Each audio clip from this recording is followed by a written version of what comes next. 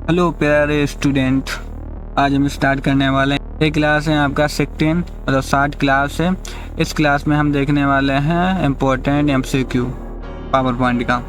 ठीक है, तो अगर पिछली की क्लासों की बात करी जाए तो 59 में हमने शॉर्टकट कीज देखी थी। अगर उस क्लास को ना देखा हो तो आप देखें, क्योंकि उस क्लास में हमने सीखा था शॉर्टकट की कि प्रेजेंटेशन को और जल्दी से हम कैसे इम्प्रूव करेंगे और जल्दी वर्क कैसे करेंगे। ठीक है, होती क्या है इन सब के बारे में हमने बात करी थी। ठीक है, तो अब हम आते हैं अपने नोट्स पे और करते हैं MCQ जो एग्ज़ाम में सबसे ज़्यादा पूछे जाते हैं। और नोट पे ये हमारा 2026 का क्या है नोट्स है। और यहाँ पे हम नीचे की ओर आएंगे तो यहाँ पे कंटेक्ट आपको दिख पा रहे होंगे। 18 चैप्टर कंटेक्ट है यहाँ पे। और यहाँ पे देख पा रहे हो 18 चैप्टर में आपको MS power point MCQ questions with answer के साथ मिलेंगे। जैसे हम क्लिक करेंगे तो यहाँ पे हमको देखने को मिल जाएंगे। जिन विद्यार्थी जो स्टूडेंट इंस्टीट्यूट आते हैं तो उनको ये PDF भी प्रोवाइड कराई गई है और उनको पता होगा इसमें हमने काफ़ी चीज़ें किस हिसाब से एक्सप्लेन किया है और कैसे बनाया, किस प्रकार से हम प्रैक्टिकल करते हैं इंस्टीट्यूट में आकर। तो ये सारी चीज़ें हमारे स्टूडेंट को पता होगा। ठीक है, अगर आप स्टूडेंट नहीं हैं हमारे तो इंस्टीट्यूट आइए और एडमिशन कराइए और फिर आप हमारे साथ सीखिए। ठीक है, तो स्टार्ट करते हैं आज की क्लास। तो नंबर 1 पे आ जाता है यहाँ पे क्वेश्चन MS पावर पॉइंट किस प्रकार का सॉफ्टवेयर है। तो यहाँ पे हम आंसर भी यहाँ पे लिखे हैं और जिससे आपको कोई प्रॉब्लम नहीं होगी और समय भी नहीं जाएगा ज़्यादा, और आपका एग्ज़ाम के लिए आंसर और क्वेश्चन भी मिल जाएंगे कि क्या क्वेश्चन आने हैं। ठीक है, तो पहला क्वेश्चन यहाँ पे आ जाता है MS पावर पॉइंट किस प्रकार का सॉफ्टवेयर है। एंटीवायरस है, यहाँ आपका स्पीच शीट होता है, प्रेजेंटेशन सॉफ्टवेयर है, ब्राउजर है। तो आपको पता है कि प्रेजेंटेशन सॉफ्टवेयर होता है, प्रेजेंटेशन बनाने के लिए होता है। ठीक है, तो सी करेक्ट आंसर। फिर नंबर 2 देखेंगे तो MS पावर पॉइंट को किस कंपनी ने बनाया है। ये भी वेरी इंपॉर्टेंट क्वेश्चन है, पूछा जा चुका है। तो यहाँ पे करेक्ट आंसर रहेगी माइक्रोसॉफ्ट। सी आंसर यहाँ पे देख भी पा रहे होंगे। फिर आ जाता है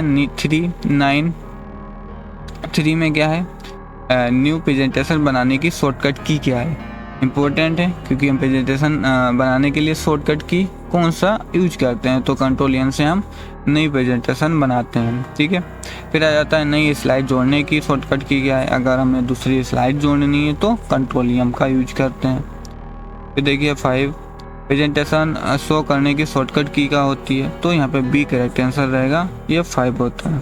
ठीक है, क्या होता है किस हिसाब से करते हैं, ये सारी चीज़ें हमने पिछली क्लासों में देखी हैं। ठीक है, फिर आ जाए 6 वर्तमान स्लाइड शो शुरू करने की शॉर्टकट की क्या है। मतलब जो करंट स्लाइड होती है वो हमें शो करनी है तो किससे करेंगे, तो कौन सी रहेगी आपकी, शिफ्ट के साथ ये 5 दबाएंगे हम। फिर आ जाता है स्लाइड शो बंद करने की के लिए क्या है, कौन सी की का उपयोग किया जाता है। अगर हमें स्लाइड शो है उसको बंद करना तो किसका यूज करेंगे, एस्केप का यूज करेंगे।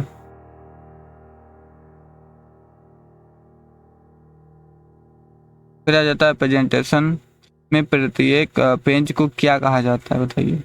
सीट, स्लाइड या वर्कबुक या सेल। यहाँ पे कहा जाता है स्लाइड। रेडीमेड प्रेजेंटेशन डिजाइन को क्या कहते हैं भाई। रेडीमेड अगर प्रेजेंटेशन है तो उसको क्या कहना है, थीम, टेम्पलेट, लेआउट या एनिमेशन। यहाँ पे क्या कहते हैं, टेम्पलेट कहते हैं बनी हुई प्रेजेंटेशन को, बनी हुई डिजाइन को या बनी हुई पेज को कह सकते हो। ठीक है, प्रेजेंटेशन का डिजाइन बनाने के लिए कौन सा टैब यूज होता है, होम, रिव्यू, डिजाइन या व्यू। यहाँ पर करेक्ट आंसर डिजाइन के लिए तो हिंट मिली जा रही है, डिजाइन शब्द, तो डिजाइन आपका करेक्ट आंसर रहेगा। फिर आ जाता है 11 स्लाइड्स के बीच इफेक्ट लगाने के लिए कौन सा टैब उपयोग होता है। ठीक है, ए एनिमेशन, बी इंसर्ट या ट्रांजिशंस या रिव्यू। यहाँ पर सी करेक्ट आंसर रहेगा ट्रांजिशंस। तो क्या होता है, इफेक्ट लगाते हो आप। फिर आता है 12 ऑब्जेक्ट पर मोमेंट इफेक्ट लगाने के लिए कौन सा टैब उपयोग किया जाता है, animation, design, slide show, layout. तो एनिमेशन। फिर आ जाता है प्रेजेंटेशन में पिक्चर जोड़ने के लिए कौन सा टैब यूज करते हैं, रिव्यू, इंसर्ट या व्यू या होम। तो पिक्चर को इंसर्ट करने के लिए तो इंसर्ट ही टैब लगाओगे, जोड़ोगे। ठीक है, फिर आ जाता है यहाँ पे 14 ठीक है। ग्राफिक डायग्राम बनाने के लिए, अगर ग्राफिक डायग्राम बनाना है आपको तो कौन सा उपयोग करोगे? ऑप्शन शेप का, ठीक है, वर्ड आर्ट का, स्मार्ट आर्ट का, या स्क्रीन शॉट का। यहाँ पे रहेगा स्मार्ट आर्ट, ठीक है, क्लियर। फिर 15 देखिए, डाटा का ग्राफिकल रिप्रेजेंटेशन, ठीक है, क्या कहलाता है? टेबल, चार्ट, स्लाइड या लेआउट। तो यहाँ पे करेक्ट आंसर चार्ट कहलाएगा। डाटा का ग्राफिकल रिप्रेजेंटेशन की बात करी जाए तो हमें चार्ट क्लिक करना है। फिर आ जाते हैं रो तथा कॉलम से मिलकर बनी संरचना का क्या कहलाती है? चार्ट कहते हैं, टेबल कहते हैं, स्मार्ट आर्ट कहते हैं, या शेप कहते हैं। तो यहाँ पे करेक्ट आंसर टेबल बनती है रो और कॉलम की मदद से। 17 टेक्स्ट को मोटा करने के लिए कौन सा शॉर्टकट की का इस्तेमाल होता है? पिछले शॉर्टकट की हमने देखी थी, उसमें हमने सारी चीजें करी थी कि शॉर्टकट यूज क्या है, उपयोग क्या है, कौन कौन सी होती है। तो यहाँ पे टेक्स्ट को क्या करना है? मोटा करना है तो कंट्रोल सी, कंट्रोल बी आपका करेक्ट रहेगा, जो आपका सी करेक्ट आंसर है, ठीक है। फिर देखेंगे 18 टेक्स्ट को तिरछा करने के लिए कौन सी शॉर्टकट की का इस्तेमाल करते हैं? तिरछा के लिए हम कंट्रोल आई का इस्तेमाल करते हैं। बी करेक्ट आंसर रहेगा आपका। 19 टेक्स्ट के नीचे लाइन लाने के लिए, मतलब अंडरलाइन करने के लिए कंट्रोल यू, ठीक है। 20 प्रेजेंटेशन सेव करने की शॉर्टकट की क्या है? तो यहाँ पे कह रहा बी रहेगा आपका कंट्रोल यस, ठीक है। फिर 21 प्रेजेंटेशन प्रिंट करने की शॉर्टकट की है? कंट्रोल पी है, ठीक है। वाइस स्पेलिंग चेक करना है तो कंट्रोल नहीं सॉरी F7 रहेगा आपका, स्पेलिंग चेक करना है ग्रामर के अकॉर्डिंग, ठीक है। फिर देखेंगे 23 यहाँ पे डुप्लीकेट स्लाइड बनाने के लिए, तो यहाँ पे कंट्रोल डी रहेगा करेक्ट आंसर। फिर देखेंगे 24 प्रेजेंटेशन में सुझाव जोड़ने के लिए कौन सा ऑप्शन उपयोग होता है? तो सुझाव हमें देना है तो कमेंट्स का उपयोग करते हैं, मतलब किसी टेक्स्ट के बारे में बताना है, कुछ एक्सप्लेन करना है तो कमेंट का यूज करते हैं। कैसे करते हैं तो पिछली क्लास में हमने समझा था। फिर 25 में देखेंगे पावर पॉइंट में स्लाइड एंड अरेंजमेंट दिखाने के लिए क्या है, किस व्यू का यूज किया गया था, कौन सा व्यू उपयोग किया जाता है? तो normal view, slide shorter view, notes view, या रीडिंग व्यू का।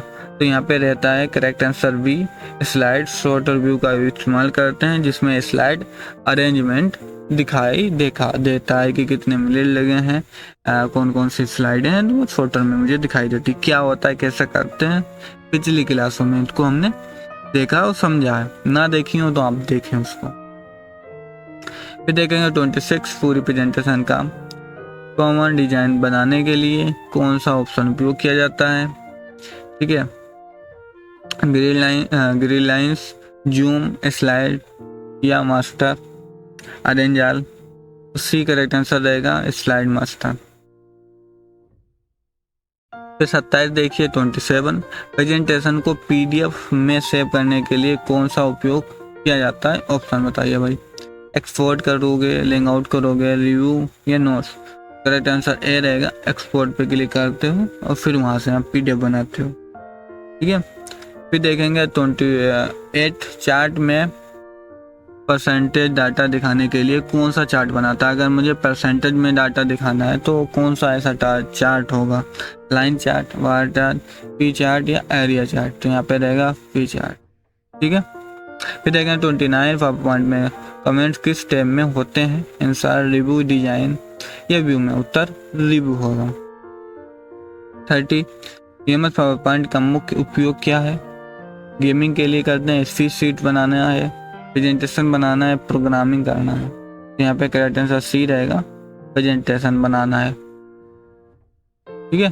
तो इस प्रकार से हमने कितने यहाँ पे एमसीक्यू करे हैं, 30 एमसीक्यू पूरे कंप्लीट करे हैं। ये इम्पोर्टेंट एमसीक्यू हैं जो एग्जाम में पूछे जाते हैं, ठीक है।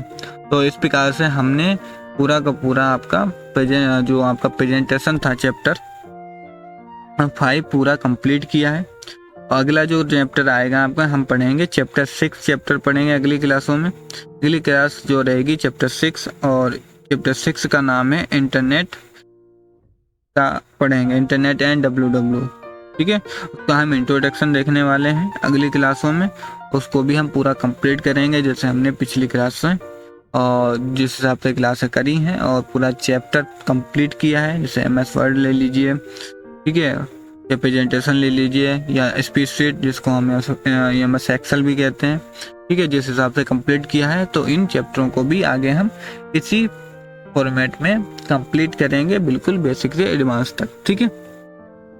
तो चैप्टर 6 देखना ना भूलें, जो रहेगा आपका introduction to internet and WW, ठीक है। तो आज के लिए बस इतना रखते हैं, आप मिलते हैं अगली वीडियो में।